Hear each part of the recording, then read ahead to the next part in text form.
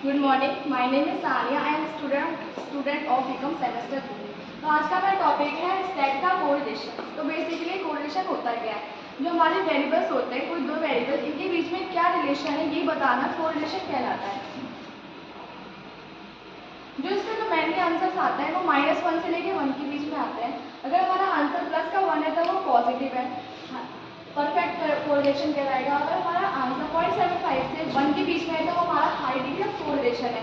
अगर हमारा आंसर 0.25 से 0.75 है तो वो मॉडरेट है।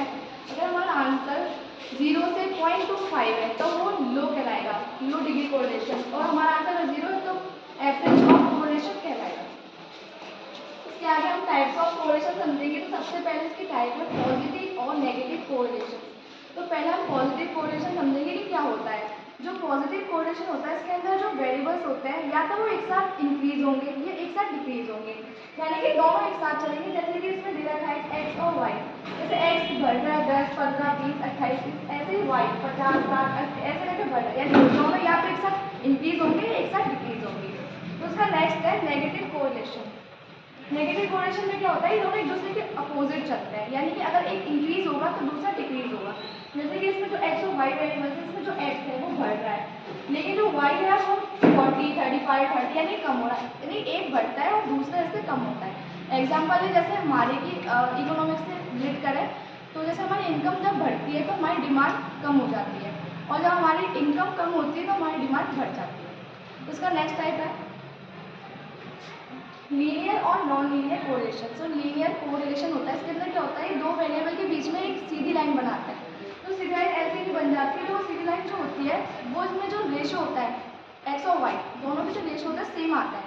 अगर रेशो सेम है तो हमारा लीनियर कोरिलेशन है। अगर हमारे जो रेशो जो हमारे एक्स और वाई के रेशो है अगर वो अलग अलग आता है तो हमारा नॉन लीनियर कोरिलेशन कहलाता है। तो इस टाइप को आगे करेंगे।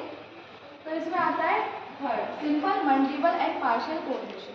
तो सिंपल कोरिलेशन होता है, इसमें क्या होता है कि दो ही वेरिएबल होने चाहिए, जैसे कोई भी एक्स वाई ए बी, यानी कि कोई भी दो जो रिलेशन बताएगा दो के बीच में, वही हमारा सिंपल कोरिलेशन कहलाता है। और जो मल्टीपल कोरिलेशन होता है वो बताता है कि जो हमारे वेरिएबल्स हैं वो दो से ज़्यादा ही होने चाहिए, यानी कि तीन या तीन से ज़्यादा।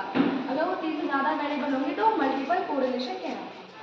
लास्ट है हमारा पार्शियल कोरिलेशन। इसमें होता है कि हमारे वेरिएबल तो बहुत सारे होते हैं, A B C D E, लेकिन जो हमारा कोरिलेशन होता है वो बस ये कहता है कि ए का बी के साथ ही रिलेशन बताओ। सी डी ई जो होता है वो वैसा का वैसा ही है, बस ए का बी से रिलेशन बताते हैं।